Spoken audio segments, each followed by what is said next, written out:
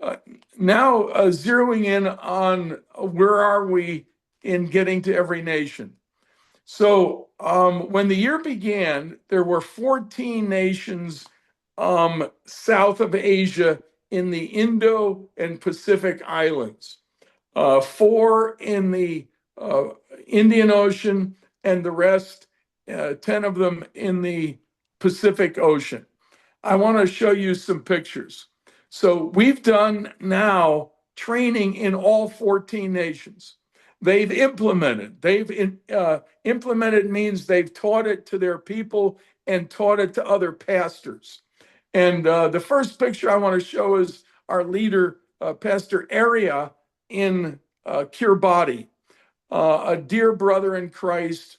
And he's the head of the Pentecostal church in Kiribati and throughout the Asia Pacific Islands. And we've trained him and trained him and trained him. He's now training others. He's invited us to come in person. That too was Micronesia. It was the 14th in that region. It was the only one left. And it was like God saved the best till last. So this first picture is of a small group that gathered. And I thought, oh, this is wonderful. We have a small group. Well, it turned out every one of them were pastors.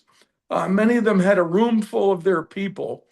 And when they got the training, they were so overwhelmed and immediately committed to implement personally and to teach it to others. Well, the ball got rolling. One of the women on the call is the head of a Bible school. They have about 120 students, which is incredible. And now they've asked us to do 2 courses this fall that they're requiring not only all students to take, but all faculty to take. One on prayer and one on kingdom leadership. And it begins next week. So I'm just sharing a couple of stories on how, Jesus said the first shall be last and the last shall be first. I think that means we all end in a dead heat. But it also, in this case, means that the last nations that we're reaching are the most hungry and are going to be implementing aggressively, forcefully, practically, and holistically. And to be training the next generation of leaders in Micronesia is really quite overwhelming.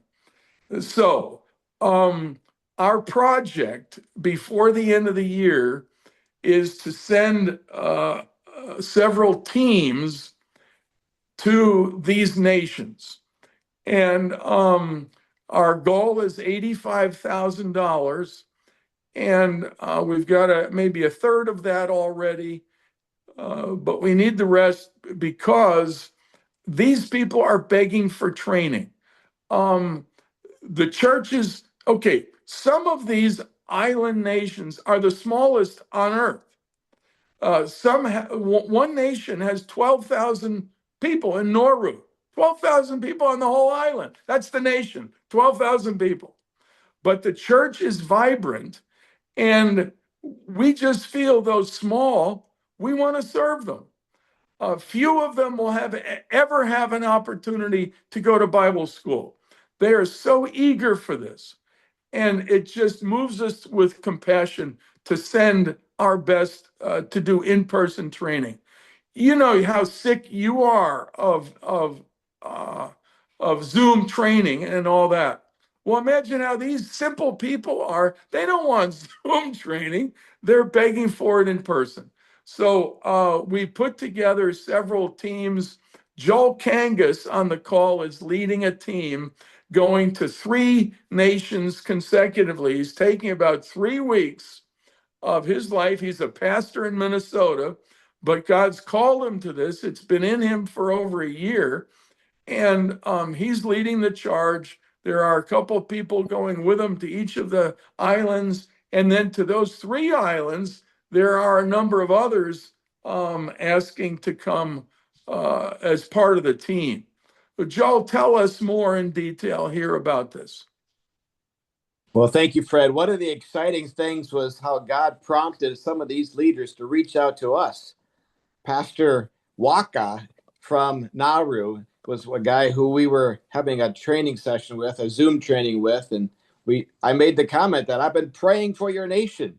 And he just came back around to that a couple of different times. You were praying for us? I said, yeah, your country was one of those ones we haven't been to yet, was on our board, and we've just been praying for you. And he was just so overwhelmed by that. And he has just been a dear, dear man. And I'm so looking forward to meeting him in person. And he has helped us get contact with leaders in Fiji and also on Solomon Island.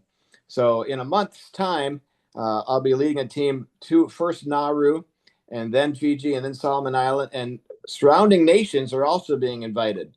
And so we're really looking forward to investing in these dear saints. And they're already gathering others to get prepared, and they're preparing them to then take it to the other nations. After we finish our training in Nauru, the day after I leave, 45 people from that island, hopefully all of them will have been attending our conference, they're going to the island of Kiribati to do a mission and outreach to take the College of Prayer material and the message of Jesus Christ to the Kiribati Islands. So we're having a regional impact, and it's just an exciting opportunity to be part of it. We've raised a lot of funds. We're covering our own way to get there, but we're still trying to raise some funds to bring in some of these outer island national leaders to come in and join our training. Beautiful, Joel. And Joel, tell for those that may not have a picture of what does your training that you're going to be doing include? Well, we've got the curriculum, Lord, Give Us the Nations. We'll be teaching most of those lessons. In addition to that, my 22-year-old son is coming along with me, and we're going to be doing youth crusades on the islands as well. But then helping the leaders know that the family praying together, the husband and wife praying together, leads to a church praying together, which leads to the revived church reaching the lost on their nation. And they're excited for how God's going to use this training to help them complete their assignment of reaching everyone on their islands. Wow. Beautiful. Well, we bless you, Joe, and your team, and it's thrilling. Jordan can go with you, and a few other pastors to pick up some of the slack and do some of the training. Right. Yeah. We still have room. We could have another guy with us in each island. That would be wonderful. So if we hear someone that wants to jump in and join the team, we'd love to have them. Beautiful. Well, thank you again, Joel.